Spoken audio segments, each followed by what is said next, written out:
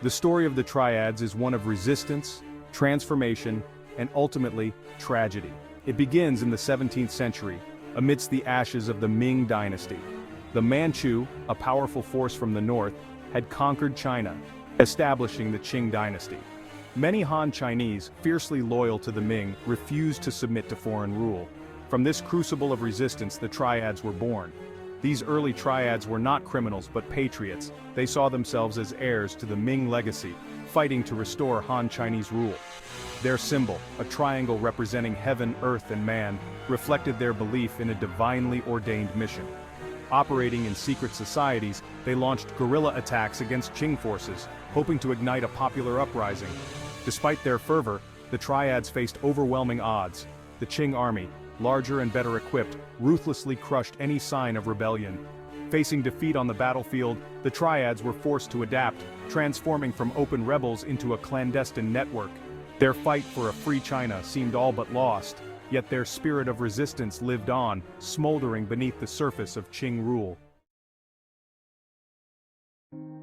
Facing the Qing dynasty's wrath, the Triads sought refuge in China's remote mountainous regions. The dense forests and treacherous terrain provided a natural sanctuary from Qing forces. Here, amongst the rugged peaks and hidden valleys, a new chapter in Triad history unfolded. They found unlikely allies in Buddhist and Taoist monasteries scattered throughout the mountains. These monasteries, often havens for those fleeing conflict or persecution, offered the Triads shelter and a degree of protection. The monks, sympathetic to their cause, provided food, shelter, and even martial arts training. This alliance, forged in desperation, would have lasting consequences.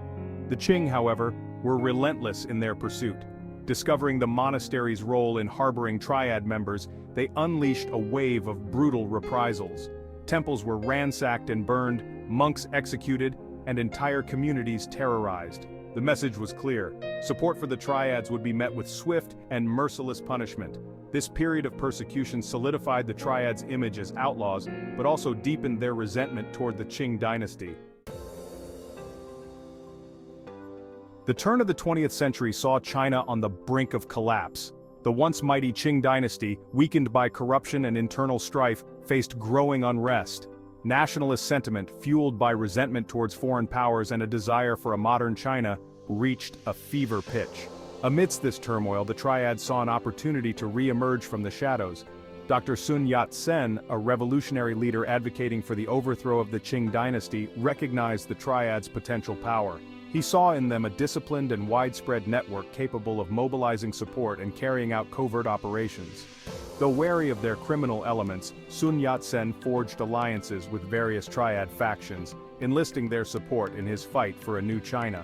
The 1911 Xinhai Revolution, spearheaded by Sun Yat-sen and his followers, saw the Triads play a significant role.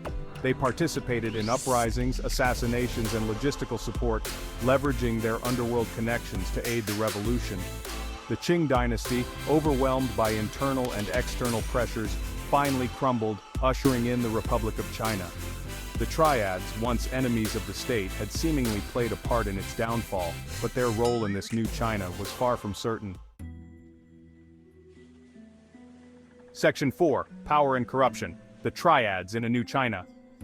The fall of the Qing dynasty did not bring peace or stability to China. The newly established republic, led by Sun Yat-sen's Kuomintang party, faced numerous challenges: warlordism, foreign interference, and economic instability. Amidst this chaos, the Triads, no longer united by a common enemy, found themselves caught in a web of shifting alliances and power struggles. Some Triad factions, seeking legitimacy, attempted to integrate into the new political order. They formed labor unions, ran businesses, and even held positions in the Kuomintang government. However, the lines between political expediency and criminal activity blurred. Corruption within the Kuomintang's ranks provided fertile ground for Triad influence to grow, further entrenching their power. Other Triad groups, disillusioned with the new government or simply drawn to profit, fully embraced their criminal side. The opium trade, already a lucrative source of income, exploded in the chaos of post-revolutionary China. The Triads, with their established networks and ruthless efficiency, seized control of this illicit market, amassing wealth and influence. The seeds of their transformation from revolutionaries to criminals were sown. Section 5. Descent into Darkness, the Rise of Triad Criminal Enterprises. The decades following the 1911 revolution witnessed the Triads' descent into full-fledged organized crime. While some factions maintained a veneer of political involvement, their primary focus shifted to illegal activities. The Chinese Civil War, pitting the Kuomintang against Mao Zedong's communists, further fueled the Triads' criminal enterprises.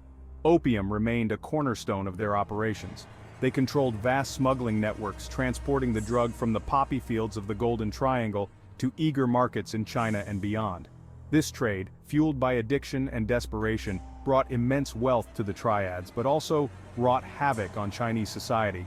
As their wealth and power grew, so did the scope of their criminal activities. Gambling dens, prostitution rings, extortion rackets, and smuggling operations flourished under their control. They infiltrated legitimate businesses, using intimidation and violence to eliminate competition and secure their dominance. The Triads, once symbols of resistance, had become synonymous with fear and corruption. Section 6. Legacy of Shadows, the Triads in the 21st century. Today, the Triads remain a powerful force in the criminal underworld. Though weakened by government crackdowns and internal rivalries, their reach extends far beyond China's borders. They are involved in a vast array of criminal activities including drug trafficking, human trafficking, money laundering, and cybercrime. Their methods, honed over centuries of clandestine operations, remain remarkably effective. They exploit legal loopholes, cultivate relationships with corrupt officials, and utilize violence and intimidation to maintain control. Their hierarchical structure, shrouded in secrecy and enforced by strict codes of loyalty and obedience, makes them difficult to penetrate and dismantle. The story of the Triads is a cautionary tale of how a group formed on ideals of resistance can be corrupted by power and greed. Their legacy is a complex tapestry woven from threads of patriotism, opportunism, and brutality. As long as organized crime continues to flourish, the Triads, lurking in the shadows, will remain a potent reminder of the dark side of human ambition.